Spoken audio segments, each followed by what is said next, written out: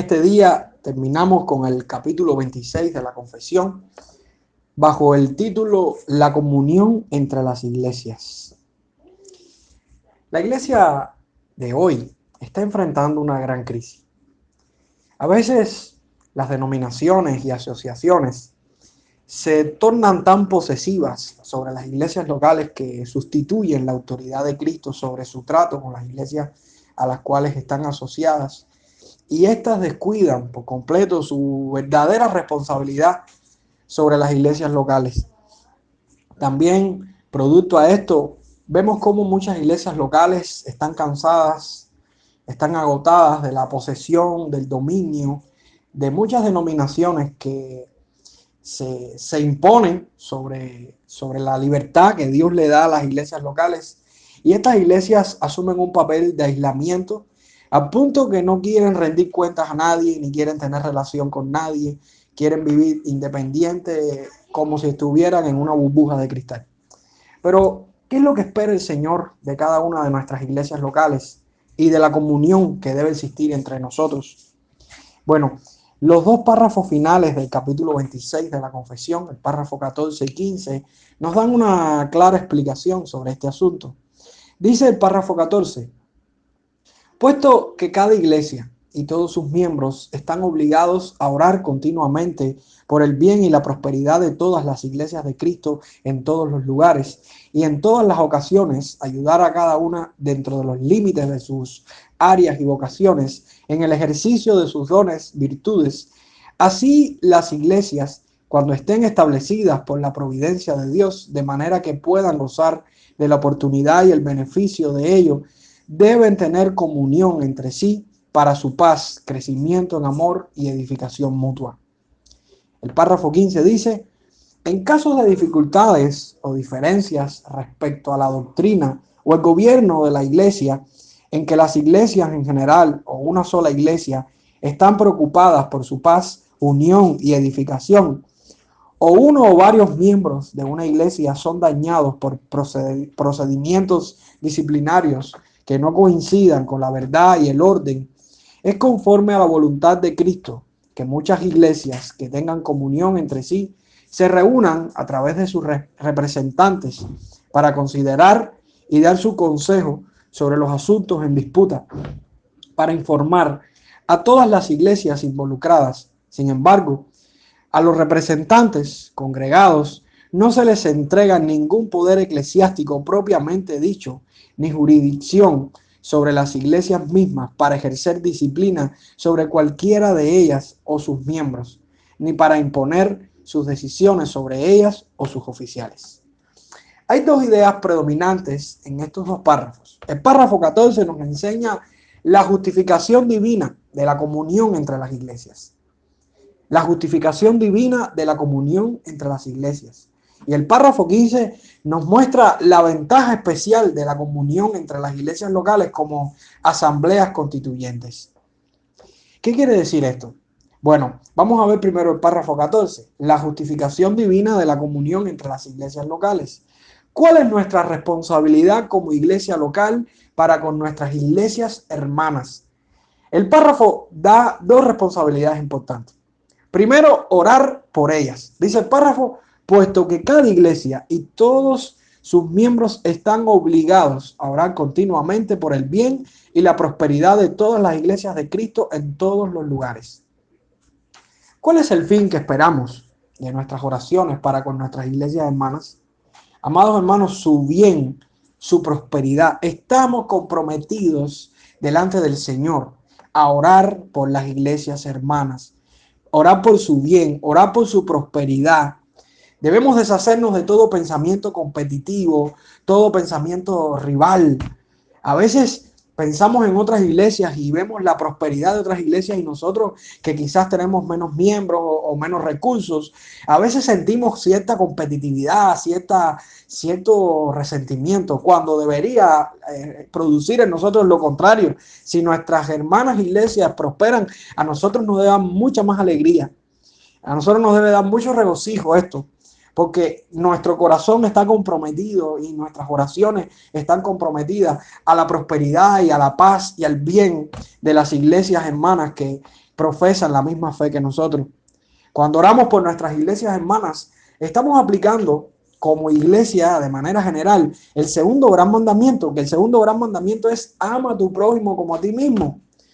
¿Cuánto nos preocupa la necesidad, el bien de nuestros hermanos? Bueno, de esa misma manera que te estás preocupando por resolver tus problemas y tus inquietudes y pensar en ciertas necesidades que tienes como persona y que tiene tu iglesia local a la cual le dedicamos la economía y le dedicamos muchos recursos. De esa misma manera debemos pensar en otras iglesias hermanas, iglesias que tienen necesidades, pero sobre todo iglesias que necesitan de nuestras oraciones. Cuando Pablo nos está enseñando sobre la armadura del cristiano en el libro de Efesios, en el capítulo 6, verso 18, Pablo afirma, orando en todo tiempo con toda oración y súplica en el Espíritu y velando en ello con toda perseverancia y súplica por todos los santos. Hay una gran responsabilidad en cada iglesia de orar por sus hermanas iglesias. Orar, suplicar en el Espíritu, velar, perseverar por todos los santos. Gracias al Señor, algunas congregaciones oran por nuestra congregación, pero la pregunta sería, ¿somos nosotros responsables de orar por otras congregaciones? Otras congregaciones gozan de la bendición de que en nuestras iglesias se levanten oraciones y súplicas por esas iglesias. La Biblia nos dice en el Salmo 122:6, pedid por la paz de Jerusalén, sean prosperados los que te aman. Un salmo que aplicado al nuevo pacto es aplicado en la iglesia, hermanos, aplicado en la congregación de los santos, aquellos que pertenecen al cuerpo de Cristo, a la iglesia de Cristo, al templo de Dios. ¿Cuál es la segunda responsabilidad? La segunda responsabilidad es que debemos ayudarlas. El párrafo dice, y en todas las ocasiones ayudar a cada una dentro de los límites de su área y vocaciones. La Biblia es clara cuando expresa la ayuda que ofrecen diferentes iglesias a sus iglesias hermanas. Pablo, por ejemplo, recomienda ayuda para la diaconisa Febe a la iglesia de Roma. En Romanos capítulo 16, verso del 1 al 2, dice, os recomiendo además nuestra hermana Febe, la cual es diaconisa de la iglesia en Cencrea, que la recibáis en el Señor como es digno de los santos y que la ayudéis en cualquier cosa en que necesite de vosotros, porque ella ha ayudado a muchos y a mí mismo. Aquí vemos a Pablo recomendando a Febe y pidiendo que la ayudaran. También vemos, por ejemplo, Juan, como daba testimonio de Gayo con relación a su hospitalidad y a la ayuda para con los hermanos de otras congregaciones. Dice, pues mucho me regocijé cuando vinieron los hermanos y dieron testimonio de tu verdad, de cómo andas en la verdad. No tengo yo mayor gozo que el oír que mis hijos andan en la verdad. Amado, fielmente te conduces cuando prestas algún servicio a los hermanos, especialmente a los desconocidos, los cuales han dado ante la iglesia testimonio de tu amor, y harás bien en encaminarlos como es digno de su servicio a Dios para que continúen su viaje. Un hombre que servía de puente, de cobija para aquellos predicadores que pasaban por diferentes iglesias y que no tenían un techo, que no tenían una comida. Este hombre era una bendición para ellos. Pero también vemos, por ejemplo, los hermanos de las iglesias en Acaya, en Macedonia, que recogen una ofrenda para los hermanos de la iglesia de Jerusalén. Si leemos Romanos capítulo 15, versos 25 a 27, nos dice la Biblia, mas ahora voy a Jerusalén, aquí está hablando Pablo, para ministrar a los santos, porque Macedonia y Acaya tuvieron a bien hacer una ofrenda para los pobres que hay entre los santos que están en Jerusalén. Pues les pareció bueno y son deudores a ellos, porque si los gentiles han sido hechos participantes de sus bienes espirituales, deben también ellos ministrarles de los materiales. Amados, y hay varios textos, varias porciones en la palabra que expresan cómo la iglesia, cómo iglesias locales pensaban en la ayuda tanto espiritual como ayuda física con relación a otras iglesias. También pudiéramos buscar asistencia y consejo de otras iglesias en asuntos de especial inquietud para nosotros. Pero las decisiones o acciones, ninguna otra iglesia o grupo de iglesias o agencias de ningún tipo serán reconocidas como obligatorias para nuestra iglesia local. Entendiendo que Cristo es la cabeza de la iglesia y que Él comisionó a los apóstoles, y los apóstoles como fundamento instituyeron pastores y maestros en las iglesias y diáconos, y que son los que están vivos ahora, los oficiales vivos. La autoridad de la iglesia es Jesucristo comisionando a los pastores, o sea, a los apóstoles que llegaron a los pastores.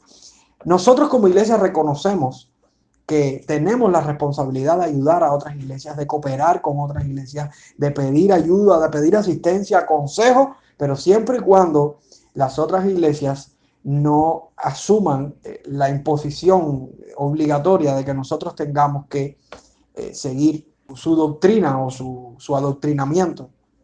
Nosotros como iglesia local creemos que tenemos libertad en cuanto a la escritura y tenemos una autoridad que es la escritura. Siempre y cuando este consejo sea bíblico, por supuesto que lo asumimos de todo corazón, pero siempre y cuando el consejo llega a un punto donde no es en la escritura lo que está primando, nosotros tenemos la libertad como iglesia de decidir no si no es correcto.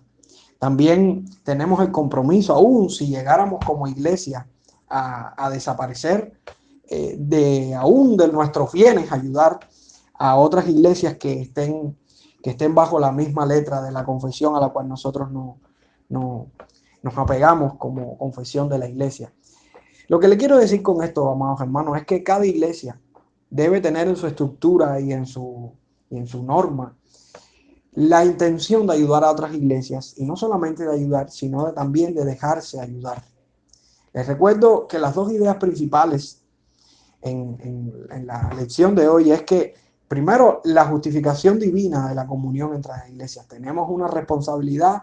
La Biblia nos manda a orar por nuestros hermanos, pero también vemos que hay montones de congregaciones que ayudaron a otras congregaciones necesitadas, tanto en el área espiritual como en el área física. Pero también hay una segunda verdad que está en el párrafo 15, y es la ventaja especial que hay en la comunión entre las iglesias locales. Cuando nosotros leemos el párrafo 15 y aún el párrafo 14, hay una palabra que está ahí, y es una palabra que enmarca mucha autoridad. Yo diría que es una de las palabras más fundamentales del párrafo, y es la palabra comunión. La palabra comunión. Y aquí en el párrafo 15 está dando una salvedad, porque dice que en caso de dificultades o diferencias respecto a la doctrina o al gobierno de la iglesia, en que las iglesias en general o una sola iglesia están preocupadas por su paz, unión y edificación, o uno o varios miembros de una iglesia son dañados por procedimientos disciplinarios que no coincidan con la verdad y el orden, es conforme a la voluntad de Cristo que muchas iglesias que tengan comunión entre sí se reúnan a través de sus representantes para considerar y dar su consejo sobre los asuntos en disputa para conformar a todas las iglesias involucradas. Sin embargo, a los representantes congregados no se les entrega ningún poder eclesiástico propiamente dicho, ni jurisdicción sobre las iglesias mismas para ejercer disciplina sobre cualquiera de ellas o sus miembros, ni para imponer sus decisiones sobre ellos o sus oficiales. La confesión de fe aboga por la meta de las asociaciones entre iglesias. Nuestra iglesia se declara independiente, como muchas iglesias en todo el mundo, pero eso no significa que estamos aislados de otras iglesias. A veces pensamos que una iglesia independiente no tiene a quién acudir, no tiene en quién depositar sus cargas, vive independiente del mundo. No.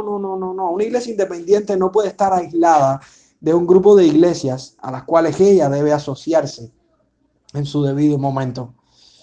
La palabra clave en este párrafo es la palabra comunión, y la confesión utiliza esta palabra 11 veces en 6 capítulos diferentes. Los primeros 3 casos donde se usa la palabra comunión es con relación a la comunión personal con Dios.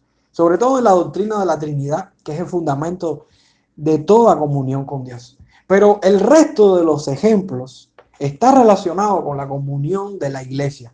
Si nosotros leemos el capítulo que sigue, el capítulo 26, que es el capítulo 27, el cual se titula de la comunión de los santos, nosotros vemos las implicaciones y las aplicaciones que podemos sacar de esto basado en la comunión que tenemos con otras iglesias y de las ventajas especiales que hay en esta comunión entre varias iglesias. Les pongo el ejemplo. Por ejemplo, dice el párrafo 1 en un fragmento que todos los santos, estando unidos unos a otros en amor, participan mutuamente de sus dones y virtudes y están obligados al cumplimiento de tales deberes públicos y privados. El párrafo 2 también dice que estos santos están obligados a mantener entre sí un compañerismo y comunión santos en la adoración a Dios y en el cumplimiento de los otros servicios espirituales que tiendan a su edificación mutua, así como ayudarse unos a otros en las cosas externas según sus posibilidades y necesidades. Nosotros debemos realizar asambleas entre iglesias asociadas. Nosotros debemos tener como meta, como fin, tener una asociación, estar en una asociación de iglesias en las cuales podamos, cuando haya dificultades, diferencias y prejuicios, tener comunión y aclarar muchos puntos que a veces nos pueden afectar como iglesia. La base bíblica para tales asambleas es la doctrina que busca el consejo de no ser sabio en nuestra propia opinión. ¿Qué fue lo que sucedió en el libro de Hechos, capítulo 15, con el concilio de Jerusalén? La iglesia se reunió, hizo un concilio donde se reunieron los líderes de la iglesia para aclarar ciertos puntos que estaban distorsionando la fe de la iglesia verdadera. Estaba el tema de la circuncisión y los judaizantes que estaban arremetiendo contra la iglesia, y los apóstoles y pastores y líderes de la iglesia se reunieron en un concilio para aclarar la doctrina verdadera de la Escritura y reafirmar que no teníamos que circuncidarnos. ¿Qué hizo la iglesia a través de los siglos? Fueron concilios ecuménicos, concilios en los cuales la iglesia se fue reuniendo y fue aclarando puntos. Si no hubiera pasado esto, ¿cuánta falsa doctrina hubiera predominado en muchos de los grupos, en muchas de las iglesias locales? Gracias a estos momentos y estos eventos donde varias iglesias se reunieron para aclarar puntos, aclarar temas, aclarar diferencias, gracias a esto es que muchas iglesias han permanecido durante muchos años. La limitación de tales asambleas es el hecho de ser meramente consultivas.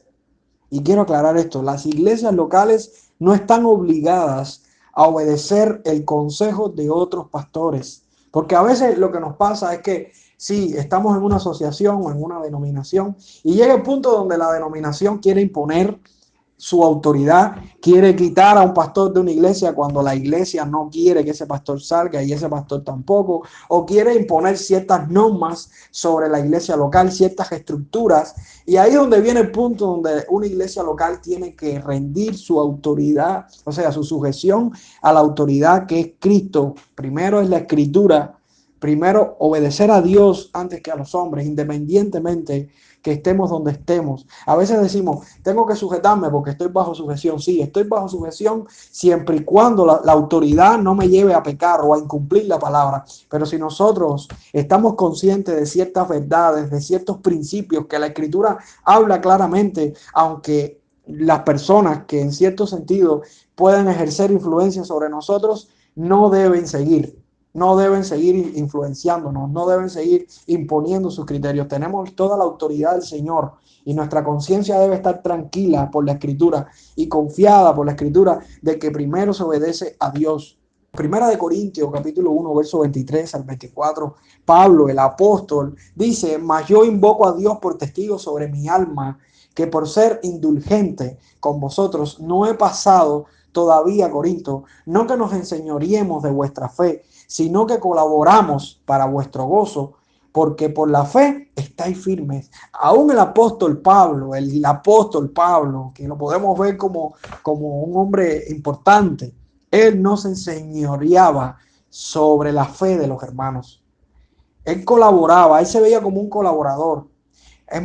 Las iglesias deben tener comunión y deben tener consejos los unos a los otros. Y con esto no quiero decir que no le rindamos cuentas a otros hermanos, que no compartamos con otros hermanos, que no pidamos consejo y ayuda. Al contrario, debemos hacerlo. Pero debemos hacerlo siempre y cuando exista un respeto mutuo y exista un compromiso entre varias iglesias. ¿Sabes por qué? Porque hay muchos falsos maestros, muchas falsas doctrinas que constantemente están invadiendo a las iglesias. Cuando Juan, en primera de Juan, capítulo 4, decía: amados, no creáis a todo espíritu, sino probad los espíritus si son de Dios, porque muchos falsos profetas han salido por el mundo. Juan estaba haciendo referencia a un grupo de hombres y mujeres que habían salido, que estaban en el mundo distorsionando la verdad de la persona de Jesucristo.